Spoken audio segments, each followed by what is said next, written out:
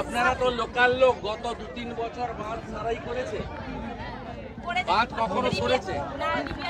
এই যে বর্ষার আগে প্রত্যেক বছর বাঁধে যে ঘোগ টোগ হয়, এগুলো সারানো দেখেছেন?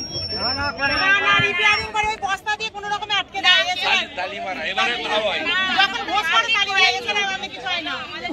তারপরে আপনারা বাড়িতে ছিলেন না ক্যাম্পে চলে গেছিলেন? না, আমরা বাড়ি থেকে মানে স্কুলে চলে গেছিলেন।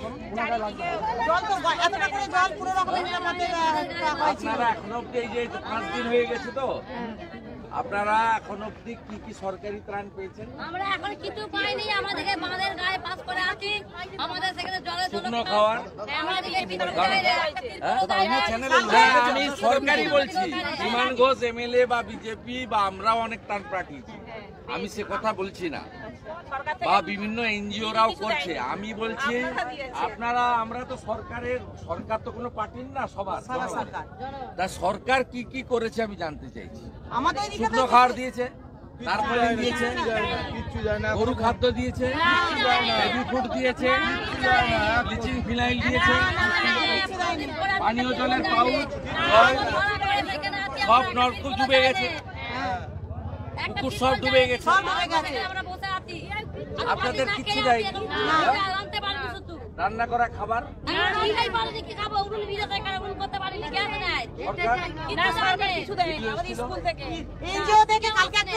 খাবার গিয়েছিল হরিহরেতে, এনজিও থেকে খিচুড়ি করে একটু খিচুড়ি দিয়েছি।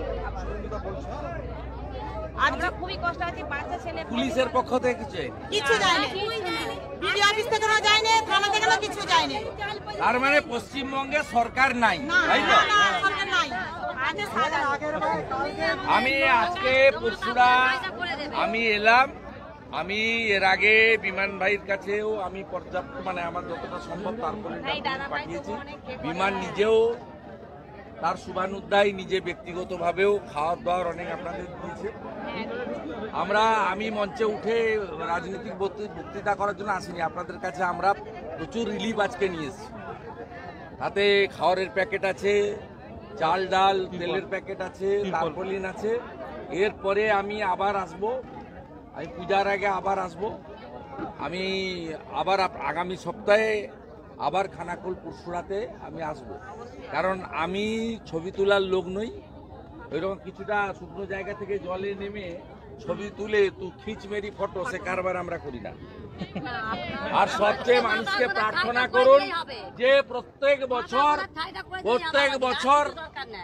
বছর চিড়াগুল পলিথিন বন্ধ হোক, বন্যা নিয়ন্ত্রণ হোক, এবং এটা করতে গেলে মুখ্যমন্ত্রীকে তাড়াতে হবে। রাজি কে কে আছেন?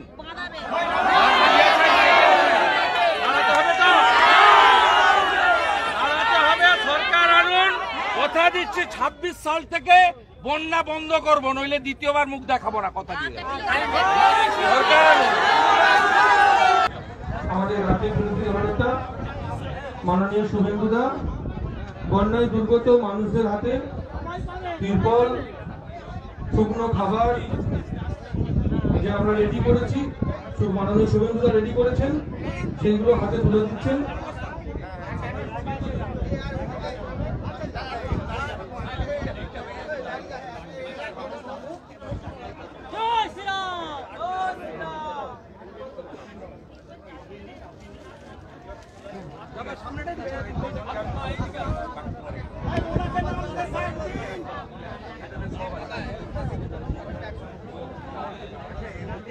এখন বন্যায় দুর্গত পরশুরার মানুষদের হাতে তিরপল, শুকনো খাবার তুলে দিচ্ছেন।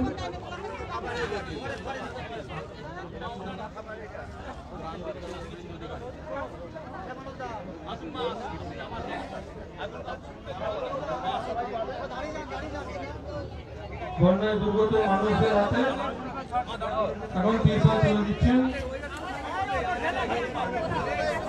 দেখো, এখনো পর্যন্ত এখানে আসার পর শুভেন্দু অধিকারীর কাছে তুমি যে কথা বললে, ঠিক সেই একই অভিযোগই কিন্তু গত কয়েকদিন ধরে আমরা রাজ্যের বিভিন্ন প্রান্তে যেমনটা দেখছি যে শুভেন্দু শুনতে পাচ্ছি। এখন বন্যায় দুর্গত পরশুরার মানুষের হাতে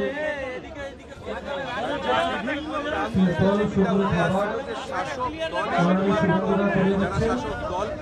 যারা শাসক দল করেন তারাই ত্রাণ পাচ্ছেন। এখানে এসেও রাজ্য বিধানসভার বিরোধী দলের একই কথাই শুনতে হলো যে এখানেও সকল মানুষের পক্ষ থেকে অমিল রয়েছে এবং সেই এবং আমার পক্ষ থেকে করার জন্যই যে বন্যায় যেভাবে সাধারণ মানুষ ক্ষতিগ্রস্ত হয়েছে তুমি সেই মানুষদের পাশে দাঁড়ানোর জন্য সেই ছবি দেখাচ্ছে রাজ্য যে সরকার ত্রিপলের রাজ্যের পাশাপাশি মুখ্যমন্ত্রীকে বেশ আসলেও কিছু সামগ্রী তিনি শুকনো গাড়ি খাবার থেকে এগুলো শুভেন্দু অধিকারী কিছু না নিজে দেখেই হাতে তুলে চলে দিচ্ছেন গেছেন। এখানকার সাধারণ মানুষের কাছে। সরকারি কোনো রকম ত্রাণ পাওয়া যাচ্ছে না। 4 রকমের খাবারের প্যাকেট এখানে আছে। 3 দিনের রেশন আছে, চাল ডাল তেল, আরেকটাতে মুড়ি চানাচুর বিস্কুট ইত্যাদি আছে, আরেকটাতে আমাদের চিড়ে গুড় বিস্কুট আছে, আরেকটাতে বেবি ফুড আছে, আমাদের পাউডার দুধ এবং চিনি। বাচ্চা প্রত্যেকটা পরিবার যারা এফেক্টেড হয়েছে তাদের পাশে ভারতীয় জনতা পার্টি আছে, নরেন্দ্র মোদীজির সৈনিকরা আছে। একটাও বন্যা পীড়িত সে যে দলেরই হোক, যে মতেরই হোক, যে ধর্মের হোক, যে বর্ণের হোক, যে সম্প্রদায়ের হোক, তার জন্য মমতা ব্যানার্জি করেনি, করবে না, আমরা করব, আমরা করব। আর শুকনো জল নেমে যাওয়ার পরে বিডিও অফিসে এসে আমি তালা লাগাবো।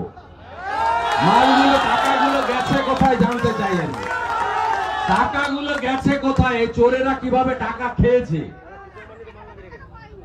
কত টাকা খেয়েছে আমরা জানতে চাইব।